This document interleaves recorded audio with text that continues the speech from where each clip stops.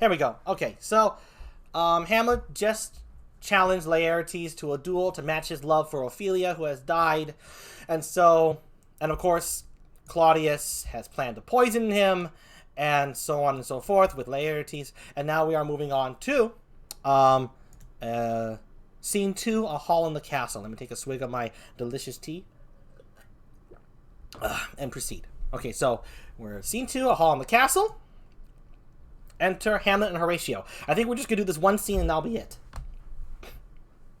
Hamlet's just my normal voice, and Horatio talks kind of just Horatio, like that. Okay, so Hamlet and Horatio enter a hall in the castle. So much for this, sir. Now let me see the other. You do remember all the circumstance. Remember it, my lord. Sir, in my heart there was a kind of fighting that would not let me sleep. Methought I lay worse than the muttonies in the bilboes. Rashly and praised be rashness for it. Let us know. Our indiscretion sometimes serves us well, when our deep plots do pall. And that should teach us, there's a divinity that shapes our ends. Rough hew them, how he will. That is most certain. Up from my cabin, my sea gown scarfed about me in the dark, groped, I to find out them. Had my desire, fingered their packet, and in fine withdrew to mine own room again, making so bold, my fears forgetting manners, to unseal their grand commission, where I found Horatio. O royal knavery! An exact command, larded with several sorts of reasons, importing Denmark's health, and England's too, with such bugs and goblins in my life, that on the supervised no leisure baited, no not to stay the grinding axe, my head should be struck off. Is it possible? Here's the commission. Read it at more leisure. But wilt thou hear me how I did proceed? I beseech you. Being thus benneted round with villainies, or I could make a prologue to my brains, they had begun the play, I sat me down, devised a new commission, wrote it fair. I once did hold it, as our statists do, a baseness to write fair, and labored much how to forget that learning. But, sir, now it did me yeoman service. Wilt thou know the effect of what I wrote? Ay, good, my lord. An earnest conjuration from the king, as England was his faithful tributary, as love between them like the palm might flourish, as peace should still her wheaten garland wear, and stand a comma tween their enmities, and many such like as of great charge. That, on the view and know of these contents, without debatement further, more or less, he should the bearers put to sudden death, not shriving time allowed. How was they sealed? Why, even in that was heaven ordinant. I had my father's signet in my purse, which was the model of that Danish seal, folded the writ up in the form of the other, subscribed it, gave the impression, placed it safely, the changeling never known. Now, the next day was our sea fight, and what to this was sequent, thou knowest already. So Guildenstern and Rosencrantz go to't. Why, man, they did make love to this employment, they are not near my conscience. Their defeat does by their own insinuation grow. 'Tis dangerous when the baser nature comes between the past and fell incensed points of mighty opposites. Why, what a king this is!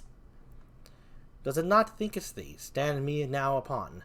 He that hath killed my king, and whored my mother, popped in between the election and my hopes, thrown out his angle for my proper life, and with such cozenage, isn't not perfect conscience to quit him with his arm?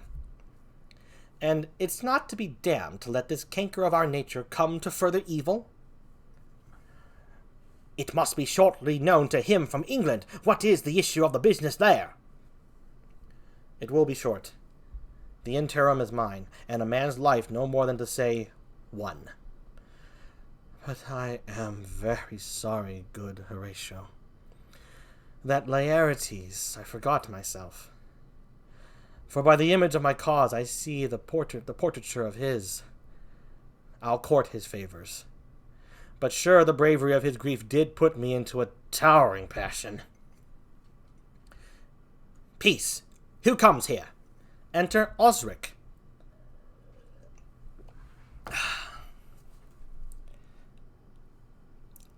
Your lordship is right welcome back to Denmark. I humbly thank you, sir. Dost know this waterfly? No, my good lord. Thy state is the more gracious, for 'tis a vice to know him. He hath much land and fertile. Let a beast be lord of beast, and his crib shall stand at the king's mess. 'Tis a chuff, but, as I say, spacious in the possession of dirt. Sweet lord, if your lordship were at leisure, I should impart a thing to you from his majesty. I will receive it with all diligence of spirit. Put your bonnet to his right use. 'Tis for the head. I thank your lordship. 'Tis very hot. No, believe me, 'tis very cold. The wind is northerly. It is indifferent cold, my lord, indeed. Methinks it is very sultry and hot for my complexion. Exceedingly, my lord, it is very sultry, as 'twere, I cannot tell how, but my lord, his majesty bade me signify to you that he has laid a great wager on your head. Sir, this is the matter. I beseech you, remember. Hamlet moves him to put on his hat. Osric puts on his hat.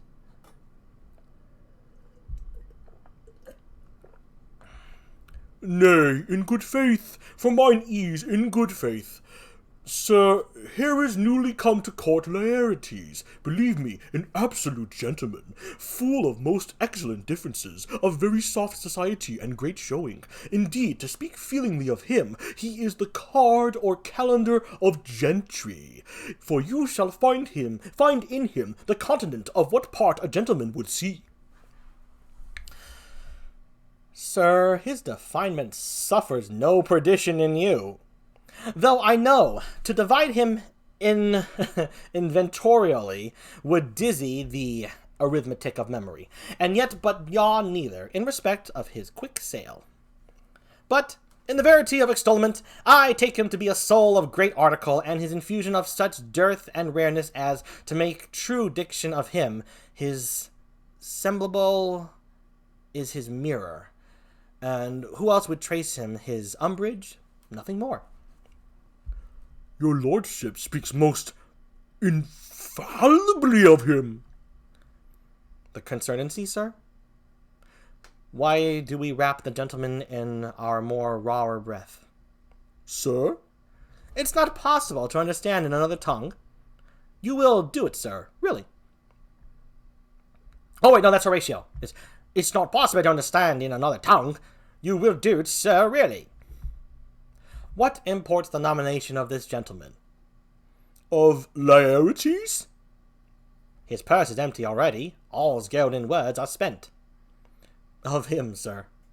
I know you are not ignorant. I would you did, sir. Yet, in faith, if you did, it would not much approve me. Well, sir? You are not ignorant of what excellence Laertes is.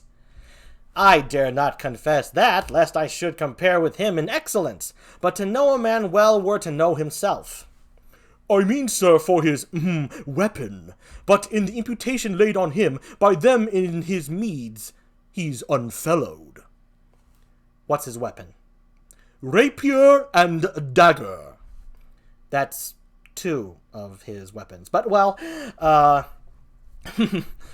The king, sir, hath wagered with him 6 Barbary horses, against the which he has imponed, as I take it, 6 French rapiers and poniards, with their assigns, as girdle, hangers, and so. 3 of the carriages, in faith, are very dear to fancy, very responsive to the hilts, most delicate carriages, and of very liberal conceit. What call you the carriages? I knew must be edified by the margin ere you had done. The carriages, sir, are the hangers. The phrase would be more German to the matter if we would carry cannon by our sides. I would it might be hangers till then. But on! 6 Barbary horses against 6 French swords, there are signs, and 3 liberal conceited carriages. That's the French bet against the Danish. Why is this all imponed, as you call it? The king, sir, hath laid that in a dozen passes between you and him, he shall not exceed you 3 hits. He hath laid on 12 for 9, and it would come to immediate trial if your lordship would vouchsafe the answer. How if I answer no? I mean, my lord, the opposition of your person in trial. Sir, I will walk here in the hall. If it please his majesty, it is the breathing time of day with me. Let the foils be brought, the gentleman willing, and the king hold his purpose. I will win for him if I can. If not, I will gain nothing but my shame and the odd hits. Shall I re-deliver you e'en so? To this effect, sir. After what flourish your nature will. I commend my duty to your lordship. Yours. Exit Osric. He does well to commend it himself. There are no tongues else for's turn. This lapwing runs away with the shell on his head. He did comply with his dug before he sucked it.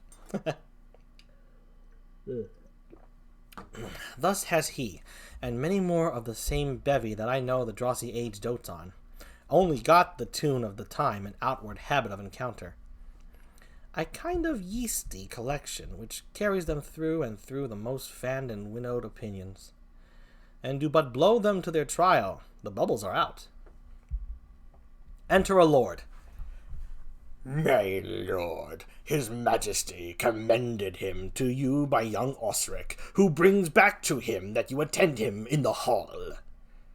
He sends to know if your pleasure hold to play with Laertes, or that you will take longer time. I am constant to my purposes. They follow the king's pleasure. If his fitness speaks, mine is ready. Now or whensoever, provided I be so able as now. The king and queen and all are coming down. In happy time. The queen desires you to use some gentle entertainment to Laertes before you fall to play. She well instructs me. Exit the lord.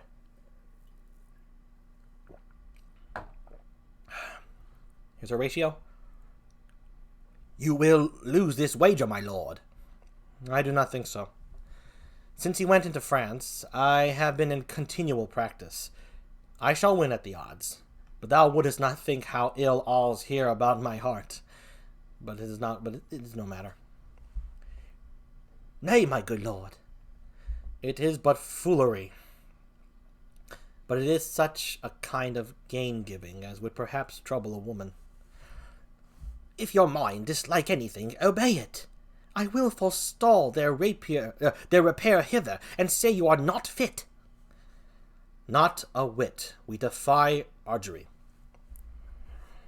There's a special providence in the fall of a sparrow. If it be now, 'tis not to come. If it be not to come, it will be now. If it will be now, yet it will come. The readiness is all. Since no man has aught of what he leaves, what is to leave betimes.